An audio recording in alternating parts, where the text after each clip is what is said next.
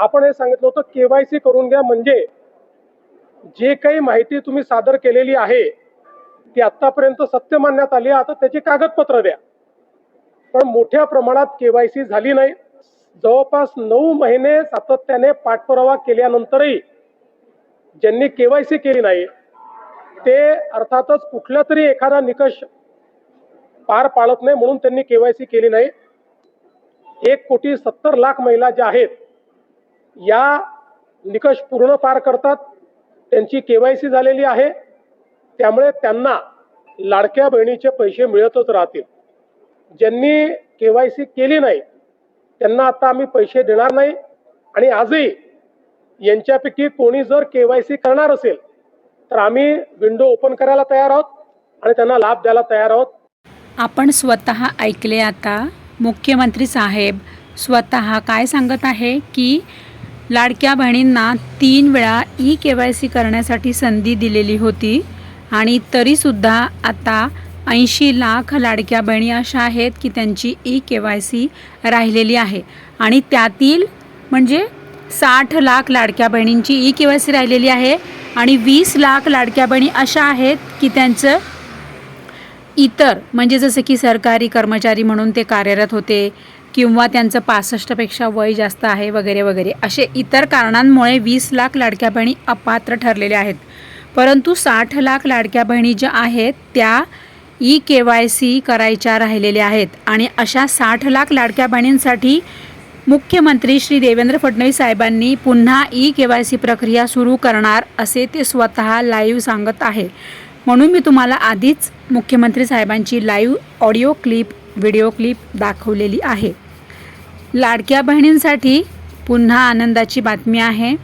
आता या सगळ्या लाडक्या बहिणी ज्या 60 लाख लाडक्या बहिणी आहेत त्यांनी केवायसी प्रक्रिया सुरू झाली की लवकरात लवकर सर्व लाडक्या बहिणी म्हणजे 60 लाख लाडक्या बहिणी ज्या आहेत त्यांनी लवकरात लवकर केवायसी प्रक्रिया पूर्ण करावी. कारण की पुन्हा आता जी चौथ्यांदा संधी तुम्हाला मिळणार आहे केवायसीची, त्यामध्ये मात्र लाडक्या बहिणी मागे राहू नका. आणि जसे की त्यासाठी जे काही तुम्हाला कागदपत्र लागणार आहेत, तुमचे सर्व जे काही अपडेट असणं आवश्यक आहे, जसे की आधार कार्ड, तुमचं बँक अकाउंट, तुमचं DBT अकाउंट, तुमचे रेशन कार्ड, या सगळ्या गोष्टी तुम्ही लवकरात लवकर केवायसी करून घ्या, अपडेट ठेवा. आणि जे काही कागदपत्र आहे की ज्या कागदपत्रांअभावी तुमची केवायसी राहिलेली आहे ते सर्व कागदपत्र तुम्ही तयार ठेवा आणि तुमचे सर्व जे जसे की बँक खाते आहे ते तुम्ही केवायसी पूर्ण करून घ्या आणि ते अपडेट ठेवा. आधार कार्ड तुमचं बरोबर आहे का? आणि दुसरी गोष्ट म्हणजे तुमचं आधार कार्ड मध्ये समजा काही बदल झाला असेल तुमच्या नावात किंवा तुमच्या जन्म दाखल्यावरचे नाव आणि आधार कार्डवरचे नाव या दोन्ही याच्यात जर तुमचं स्पेलिंग मिस्टेक असेल तर ती तुम्हाला लवकरात लवकर दुरुस्त करावी लागेल. आणि समजा तुमचं आधार कार्ड वरचं जे काही माहिती आहे ती आणि तुमच्या जन्मदाखल्यावरील माहिती ती दोन्ही सारखीच आहे का तेही तुम्ही चेक करा. जर दोन्ही माहिती तुमची वेगवेगळी असेल तर मात्र तुम्हाला म्हणजेच तुमचे कागदपत्र चुकीचे आहे असं सरकार समजणार. असेच आता स्वतः सर्व महाराष्ट्र सरकारकडून अपडेट आलेले आहे. त्यामुळे म्हणूनच कागदपत्रांची फेर तपासणी सुरू आहे. आता अर्ज करताना ज्या ज्या लाडक्या बहिणींनी जे कागदपत्र दिले होते त्या कागदपत्रांमध्ये तुमचे जर सरकारला काही चूक आढळून आली, म्हणजेच अर्ज करतानाचे तुमचं नाव, पत्ता, मोबाईल नंबर आणि तुमचे जे काही स्पेलिंग्ज आहे नावाचे ते आणि तुमचं जन्मदाखल्यावरील तुमची माहिती त्याच्यामध्ये जर सरकारला फरक दिसला किंवा वेगवेगळा आहे म्हणजे बदल असा आढळला तर मात्र तुम्हाला लाडकी बहीण योजनेचा लाभ आता मिळणार नाही असं स्पष्टपणे सरकारकडून अपडेट आलेले आहे. त्यामुळे सर्व लाडक्या बहिणी या गोष्टीची तुम्ही सर्वांनी दक्षता घ्यावी. तर लाडक्या बहिणी बघा, आणखीन तुम्हाला सांगते मी की तुमचं DBT म्हणजे तुमचं जे DBT अकाउंट आहे ना, मला सगळ्यांनी एक कमेंट कराल का तुम्हाला जर हवं असेल ना की DBT आपलं ॲक्टिव्ह आहे का, हे कसं बघायचं हे तुम्हाला जर त्याच्यावर व्हिडिओ हवा असेल तर मला कमेंट करा हां, मी तुमच्यासाठी लगेचच त्यावर व्हिडिओ बनवून घेऊन येते.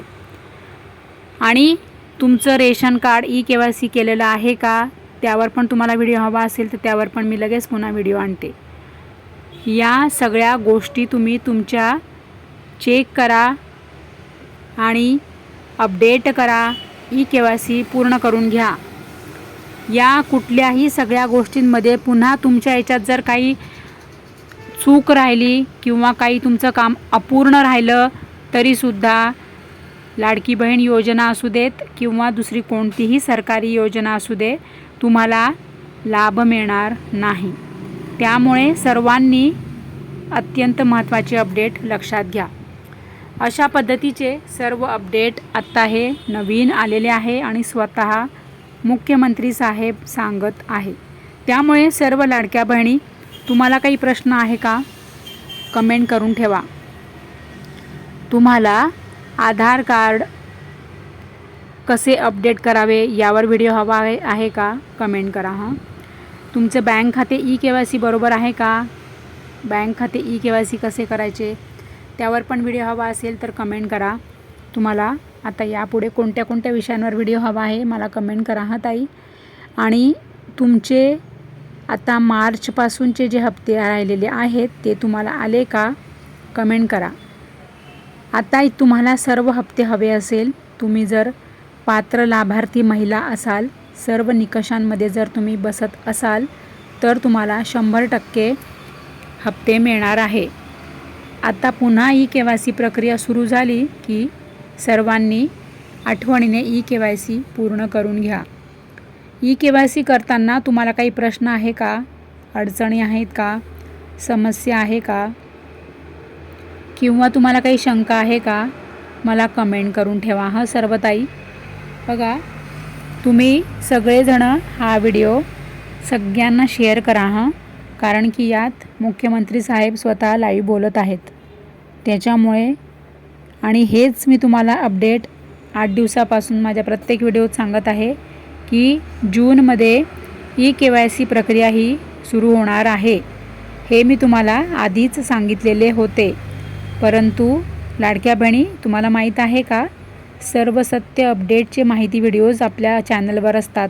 त्यामुळे असेच सर्व सत्य माहितीचे, सत्य अपडेट्सचे व्हिडिओ बघण्यासाठी आपले फेसबुक पेज फॉलो करून ठेवा आणि आपले यूट्यूब चॅनल सबस्क्राईब करून ऑल पर्याय निवडा हां, म्हणजे तुम्हाला सर्वात आधी नोटिफिकेशन येईल.